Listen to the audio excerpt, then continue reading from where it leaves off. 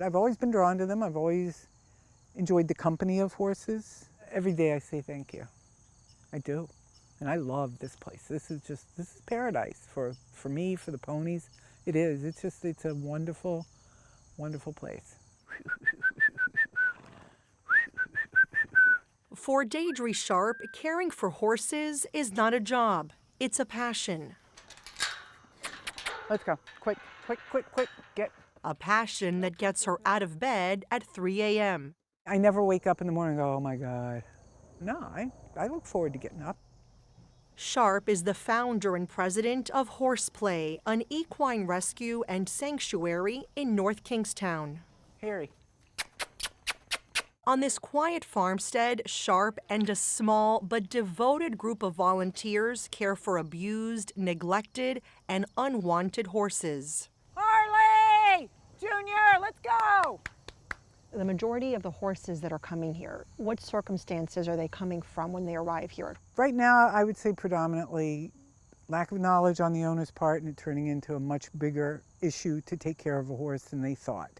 Whether it be behavioral, financial, a lot of financial issues where people can no longer afford their horse. Too often, she says, people part ways with their horses once they're no longer of value to them. It's not what can they do for the horse, it's what can the horse do for them. And when the horse can no longer do for them, then it gets unloaded. Mandy Crow has been volunteering at Horseplay for 14 years. She says many of the horses that have roamed these fields were once viewed as disposable. People get tired of them, kids grow up, they lose interest, and horses live for 30-odd years. And it's a big commitment for some people, and they're just not able to follow through. At least there's some horse rescues out there that help take care of them.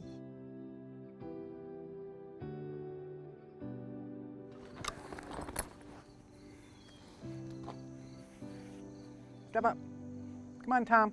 Sharp started Horseplay 25 years ago as a therapeutic riding program for people with mental and emotional challenges. Over time, it evolved into a sanctuary that's helped more than 400 horses.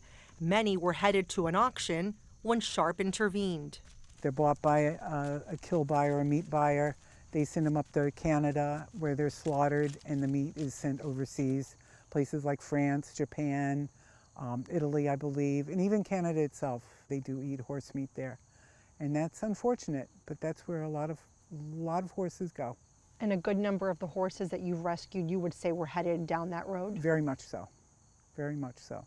There are no horse slaughter plants in the United States, but according to the ASPCA, the American Society for the Prevention of Cruelty to Animals, many horses in the country are taken to facilities in Mexico and Canada to be killed for their meat. I've had people call me, oh, we're interested in, and it's my two biggest horses. And I'm thinking, and who are you? And I find out they actually drive for a meat packing person. So, no, you're not adopting my two horses. But again, it's by the pound.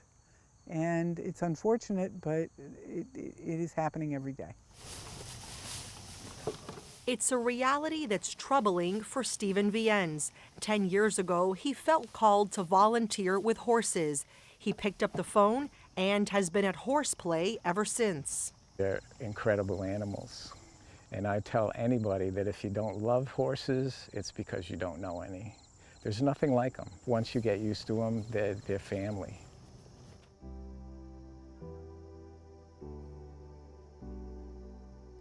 These days, it's a blended family of 9 horses from all walks of life, including Buddy, a 21-year-old Tennessee walking horse.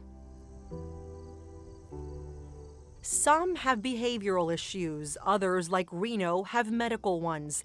The roughly 22-year-old American Mustang, named after a city in his home state of Nevada, is going blind, and that's not all. His right hind foot was injured when he was rounded up and he was lame, and it became a chronic problem, and he has never been able to heal totally from it. He's crippled, essentially. Running this sanctuary is a full-time commitment, but it's not Sharp's only job. During the day, she works as a police clerk at the Newport Police Department.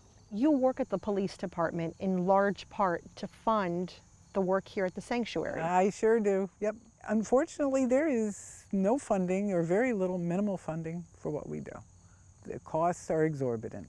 Sharp says about 75% of the organization's expenses come out of her own pocket, and costs have gone up, including the price of hay and trips to the vet.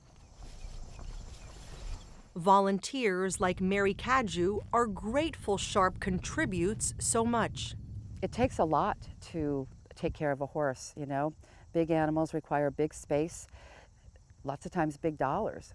I do wonder and worry where they would be if not for what Deidre has done for a long time. And of course the volunteers, you know, we love doing this too. Stephen Viennes admits it can be a lot of work. Some days he says he can barely move when he gets home. He puts in 5 hours a day, 3 days a week.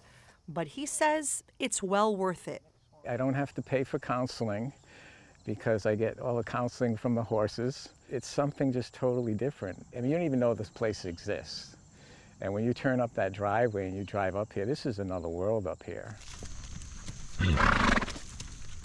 It's a world that still amazes Sharp 25 years later. And she's quick to point out she doesn't view these horses as her children.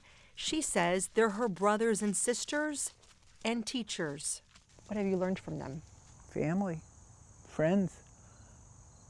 Don't need to do it all by yourself, you know? Seriously, you gotta, you know, the community, pay attention, listen, feel.